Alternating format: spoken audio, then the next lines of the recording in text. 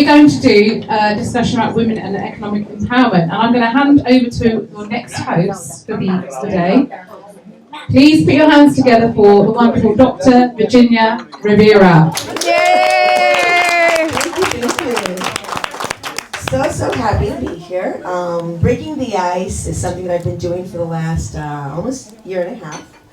And it was a great idea that Dr. Desziree had.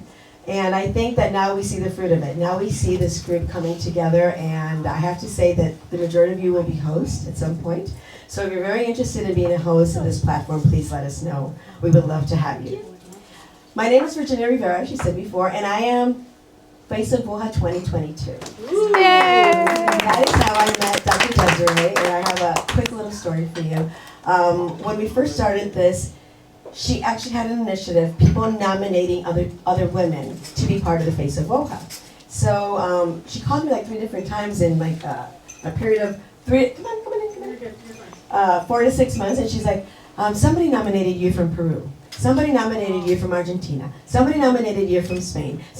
And she's like, why don't you want to participate? And the truth was, it's not that I did not want to participate. At the time, I had just received a grant from the federal government in the United States for my NGO. And it was a $2.4 million, right, grant. So I thought, oh my God, I really need to manage this fund. So I don't have the time to do anything else.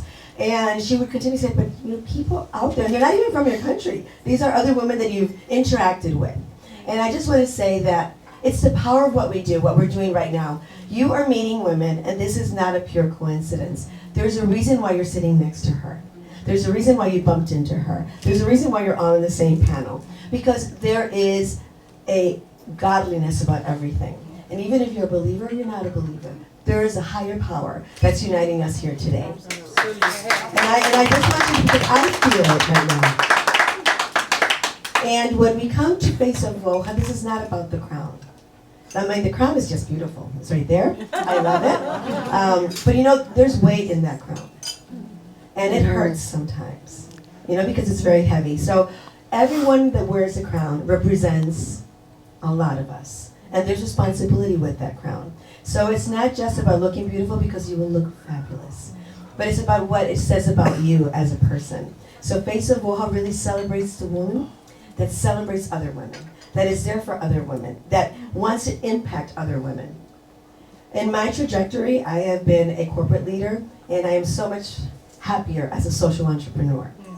I'm a serial entrepreneur. I think from the time that I was probably like 8 years old, I had businesses. It's like, we don't have money for this. My mother never said no. She would say, let's see how we can do this. Never did I hear a no from my mom. And she was a divorced mother of 3 in a very conservative island called Puerto Rico. She didn't speak Spanish, but she was Puerto Rican, but she was raised in the United States. So she brought these 3 different looking kids into an island that really did not like divorced women at the time. So we became very much about our family and our little nucleus. And I had to really find ways to keep myself entertained and my brothers and sisters. And we did everything. And I knew that my mother was having struggles, maybe when I was around 10. But prior to that, as a divorced woman of 3, we had many nights where we would camp inside our house. And they were the most fabulous nights. And guess what? Those were the days our power was cut out. Many other times we were having potluck with our neighbors. Little did we know that our gas was not working in our house. So there were all these moments that my mom did not let me see scarcity. She let me see abundance. And I learned abundance very, very early on. So today, as an adult, I work and I make sure that every woman has the power to have autonomy financially. And I think I look more than anything, because once you have financial autonomy, and I'm not talking about freedom, financial freedom, which a lot of people talk about, or financial independence. I'm talking about autonomy. You can pay your bills. You feel that you have the dignity that you were born with, because we're all born with dignity.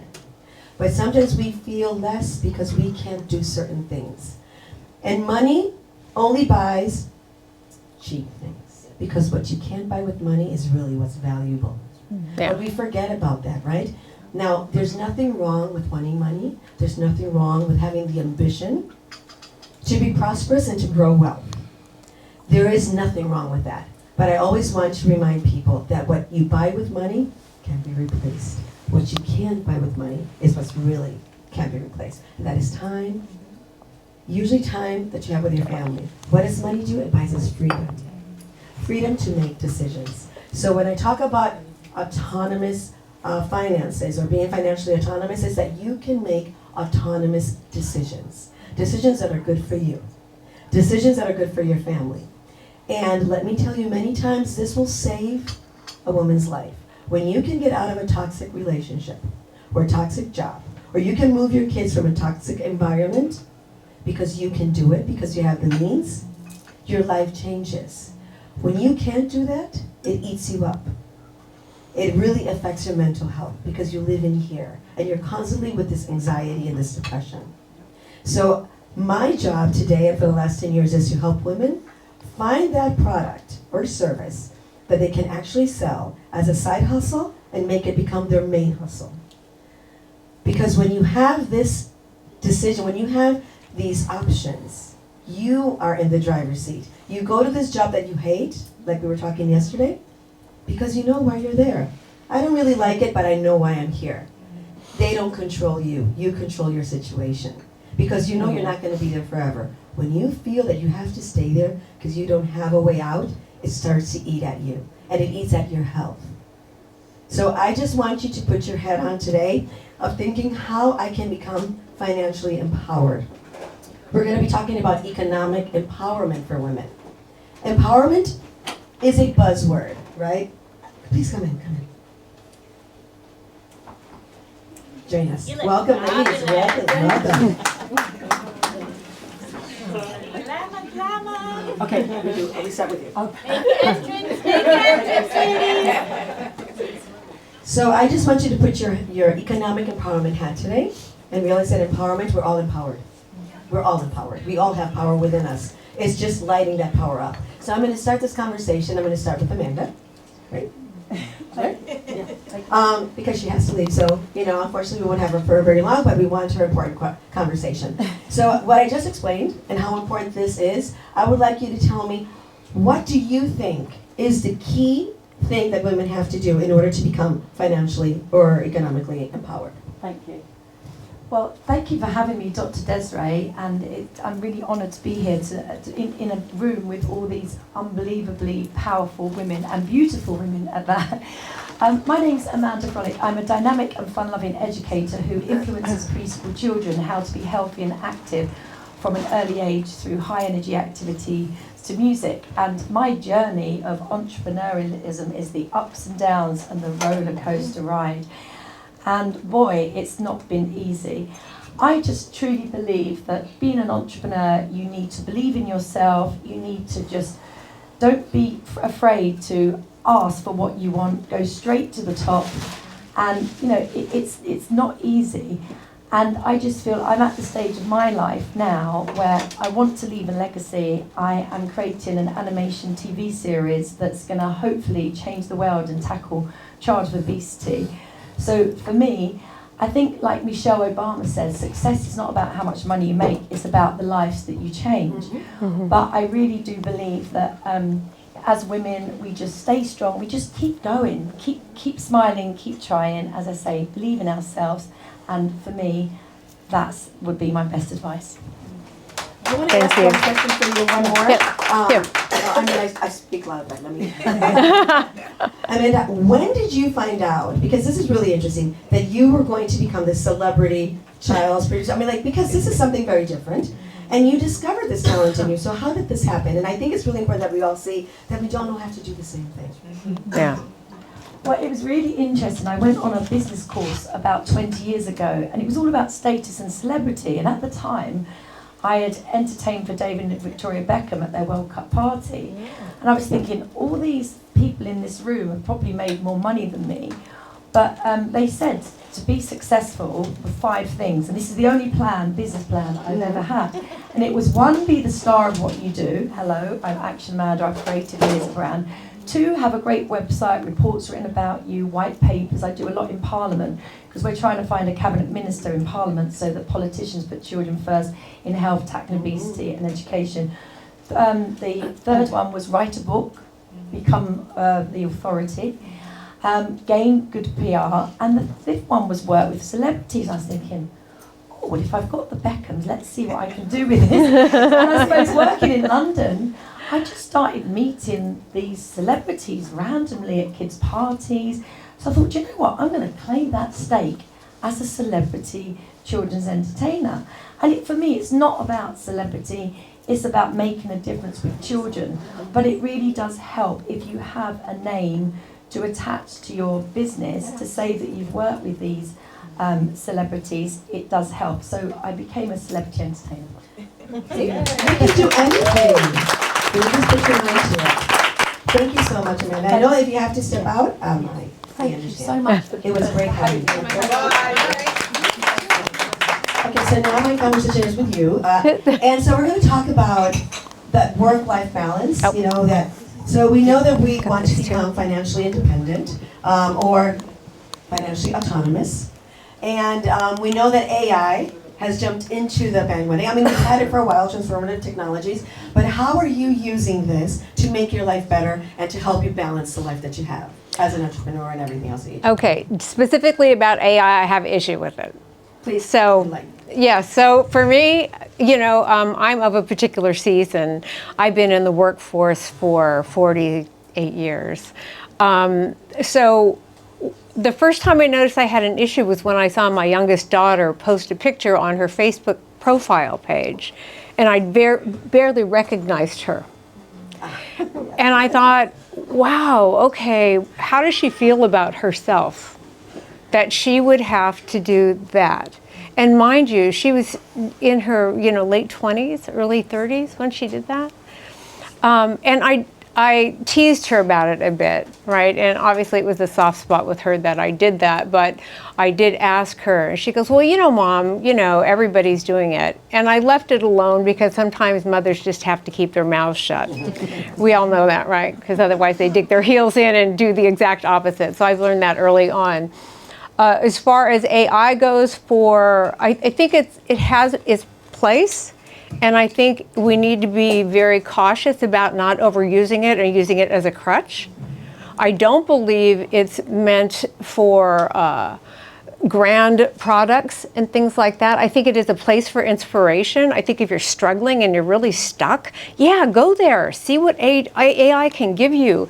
And, you know, it really is a part of that is being able to craft your questions to AI in a way that's really effective, that's going to get you the responses you're looking for. And I didn't know that when I first started. I was just, hey, AI, tell me what's the color of the rainbow, right? So I really didn't have that together. But as far as business goes, I would be very careful about how much you use that. And also, we have to be careful about other people using it. And I don't know if you begin to see this, but in the text and copy that people are writing right now, you'll see a thread in the way that they are writing. When you start to read it, you go, wait a minute. Particularly with the people we know, right? Yeah. We're like, they didn't write that, right? Like, we love you, but really, you didn't write that. So that's what I feel pretty much about AI. We have to be aware that it's out there. It's a great tool to use if it's used conservatively and for the right reasons, and make sure that we are not being used by AI as well. Yeah. You're welcome. Would you like to answer that?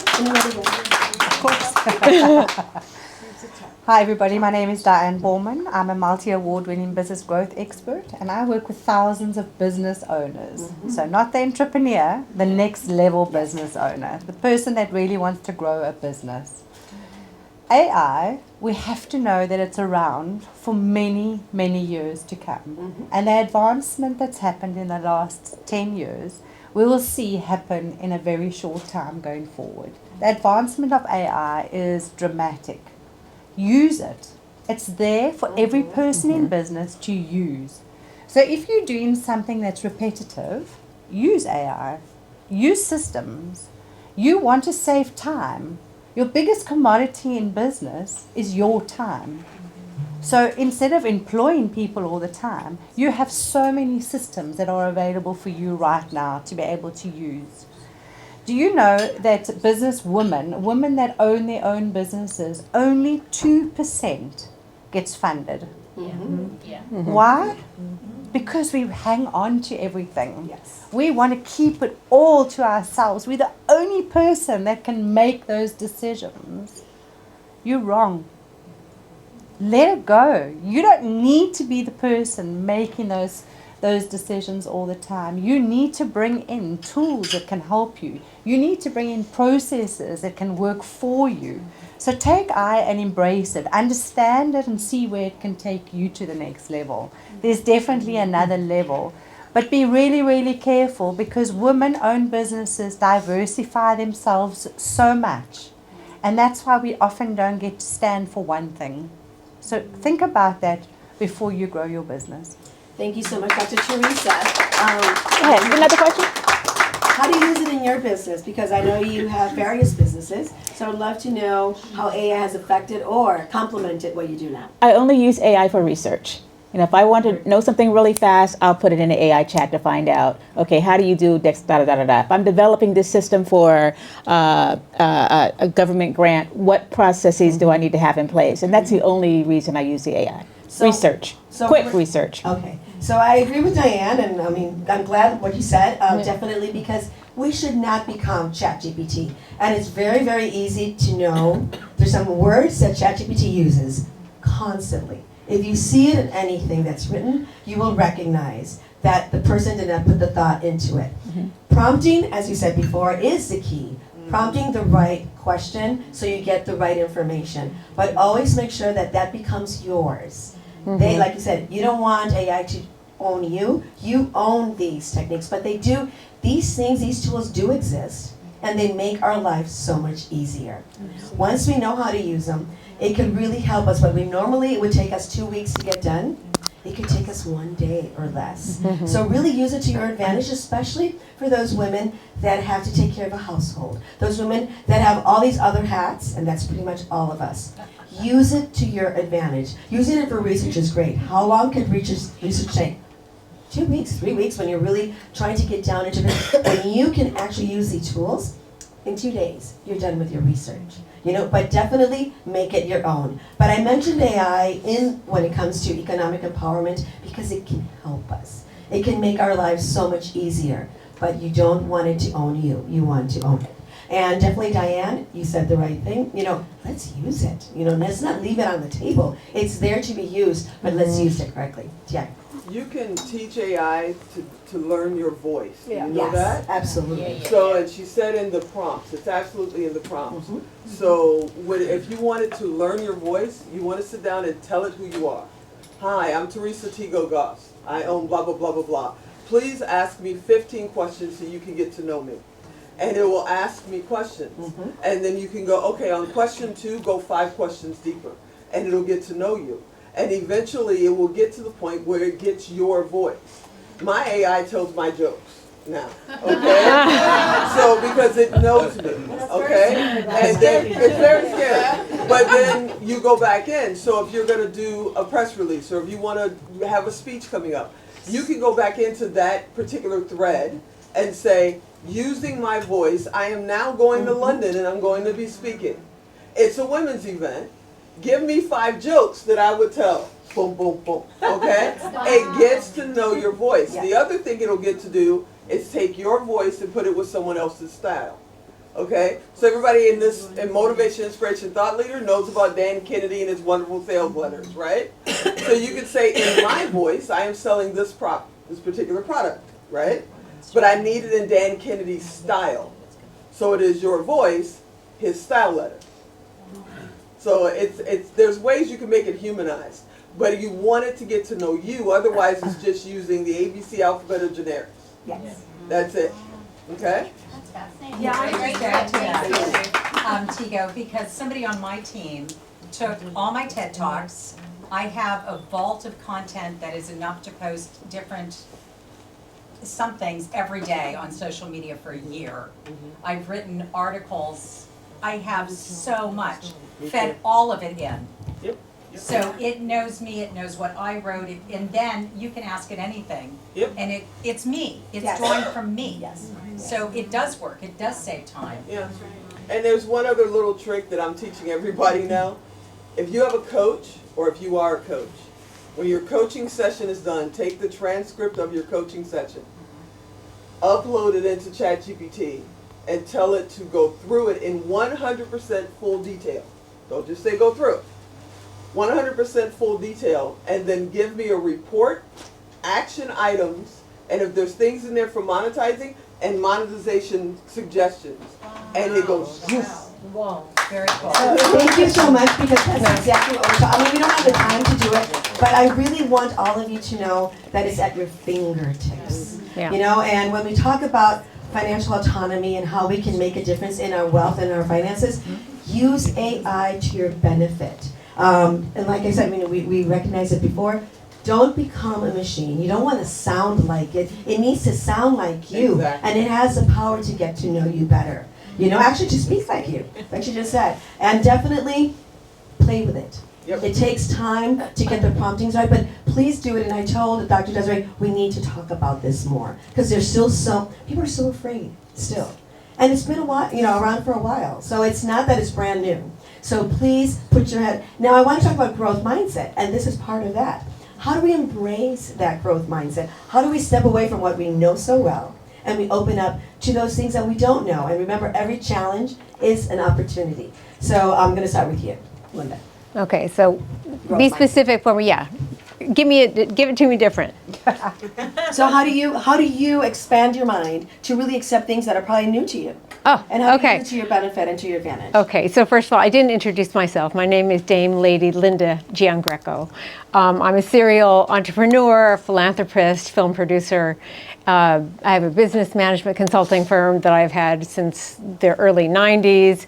Right now I'm focused primarily on women because y'all are my favorite people. And I live in I'm from Southern California, currently living in Florida with my husband.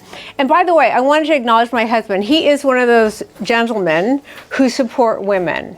So I just wanted to let you know that. You know, he's always about me winning, and he's never said, I don't think you can do that. He will question me. He's like, well, I've never heard you talk about that before. Okay, that might be a leap. But anyway, to answer your question, being a serial entrepreneur, you have these great passions and these things that percolate in the back until you can't ignore them anymore. And you realize that may be something that you're called to do. And you may be called to do it for a season. You may be called to do it for a lifetime. But until you do it, it kind of gnaws at you and nags at you, right? Until you finally make that leap. And what that leap looks like a lot of times is giving up the security that you know. In my consulting business, I would tell you to never give up your day job, firstly. If you want to be financially secure, to answer your other question, when you need to be healthy, keep yourself healthy, keep focused on your health, because with your health, without your health, you can't be financially healthy. It just doesn't, it's a grind. And we know we've all been there and we've been through things like that. So again, going back to, for me, it was always a personal leap of faith and the willingness to just do risky behaviors. And I happen to like risky behavior. I absolutely love risky behaviors. My first job, I used to design costumes for the motion picture and television industry. That's why I'm wearing this jacket, right? Kind of to distract you a little bit. My second job was I was a hairstylist. I was a fabulous hairstylist, six-figure hairstylist. That's why I grow my hair out, but that was also at my husband's suggestion. Yay, Sir Gray Robinson. My third career was starting my consulting firm. And then I went into, after that, retirement. And then I came out of retirement and went into film production. And what I've always done, though, with regards to my philanthropy, is made sure that I fed people. I started that when I was 20. I built a school called Santa Barbara Charter School. I'm one of the founding parents. And inside of that school, right, talk about taking leaps of faith. We started a garden for the children and the parents to tend so that they could grow their own food. And then we had chefs come in from the community and bring the children into the kitchen at the facility and teach them how to make their own food, which we served for them for lunch. So it's not just about feeding people, right? It's about feeding them healthy food. We don't want to keep on giving people food that's not healthy for them just to feed them. So that really is my focus. So I'm saying all this not to tell you so much about myself, but just so you can see my journey was always about taking this leap of faith. Like, the thing was more important than my personal security. And I think that you can't deny what you are passionate about and what you're driven to do. And I say, if you have that voice, get the support you need. You have all the support you need right in this room, right? So if you see someone who's doing what you want to do, that has talked about it, reach out to them. If you just feel like, God, I really want to know that person, period, reach out to them, talk to them. They're here to support you, right? We're all about collaboration. I'm over this competition thing, right? Who's ready to be over competition, right? So that leap of faith, you have all the support that you need right here in that room. Don't think you have to do it by yourself, but I do say jump and don't wait for the net. I know you work with this every day, and this is what you work with your clients, but I would love for you to give us a pointer or two. I think it's really important for every single business owner to take a step back and to really look at the foundation that they've built. Because that's often what stops us from moving forward, is we haven't got a strong enough foundation. And that's where I see many business owners start that terrible word, failure. And it's not, it's just a stepping stone to something else. But what we do need to do is we do need to know numbers. We actually need to take the time to understand what is your turnover, what is your profit margins, gross profit, net profit, how many clients do you need, how many clients do you need to meet with in order to gain clients. There's numbers that we need to understand. And until we understand those numbers, we can't move forward. We have this amazing ability as women to see the next bright, shiny syndrome moment happening in front of us, and every single day there will be another opportunity, another diversion, because what we do is we chase another bright shiny object and we forget about the cash cow that's sitting here making money and making profit. So we do need to take a step back in order to move forward, in order to jump forward. You do need to know your numbers, very seriously know what's working and what's not working, where you're spending time, and where should you be spending your time going forward. That makes a huge difference for any time that somebody wants to step up into that growth space. Great. Can I borrow the mic? Virginia, I want to add to that real quick. Yes. So, okay, you have to be living in your purpose. Whatever, Jeremiah 29, we're all meant to prosper. I believe in the Ikigai philosophy around purpose. If there's something that the world needs and you're good at it, then that's your mission in life. And if you really love to do something, and that's what we all need to be doing when it comes to the world of work and entrepreneurs, if you really love to do something, then that's your passion. But if the world needs it, you love to do it, you're passionate about it, and you get paid to do that job, then that's where you'll find your divine assignment. That will lead to success, fulfillment, prosperity, and inner peace. I am, Her Excellency Dr. Desziree said mostly, my platform is around peace. I truly believe that it's everyone's responsibility to make this world a more peaceful place. Just imagine, if everyone was living in their purpose, all women business leaders, all living in their purpose, you will be successful, fulfilled, prosperous, and have inner peace. And when there's inner peace, there is love, not hate. There is peace, not war. There is faith, not fear. So if you want to grow anything, you got to make sure that you're doing what you were born to do. I really want you to think about this, and many times we talk about purpose, and people throw it around, and it becomes like this cliche, it becomes this buzzword, just like empowerment, in other words, that we use, and we hear so many people mention, especially on social media. But I really want you to embrace your purpose. And your purpose, sometimes we change purposes because we grow, we evolve. What I thought I wanted to do before, what I thought I would do for free, even if I didn't sleep, and even if I didn't eat, I would do. You're not that person anymore. Maybe you've changed, and you don't understand why it's not working for you anymore. You know what? Because it's grown with you, and we're meant to grow. So I want you to keep that in mind. And now I'm going to go to, and I know my time is coming up, but I want to talk about money, financial literacy, and how important it is. I think Diane mentioned it. It's not only the numbers of your business, it's your numbers. You know how many of us don't even want to look at our bank account? We just say, I'm not even going to look there. Because it's not what you want, so you prefer to ignore it. Ignoring it is not going to help you get through it. Ignoring it is not going to help you see what you are doing wrong to make you more independent and make you more autonomous. So I want to talk to all three about what tools should we be using to become more financially literate. And I want to say, whenever I have a coaching client, the first thing I say is, let's do an economic exercise with your finances.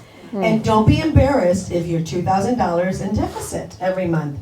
We need to know that, but if you want to ignore it, you're going to continue to become, in deficit and in debt all the time. Now, if you have a super habit and you are doing really great, how do you invest that? How do you make that grow? How do you help your family be secure in the future, or yourself, your retirement? Because your kids are going to be okay, especially if they see your example. So I would like to talk to you all three, and this is our last question, on financial literacy and what we should do to become more cognizant and more aware of our numbers and how that impacts everything else that we do. Thank you. So I will tell you a little secret, though I'm a creative. I'm not a numbers person by nature. Having my own business drove me to have to be more of a numbers person than I ever cared to be. But what I also found out is when I finally got to the point where I could make enough money, I paid somebody to be my person. Here's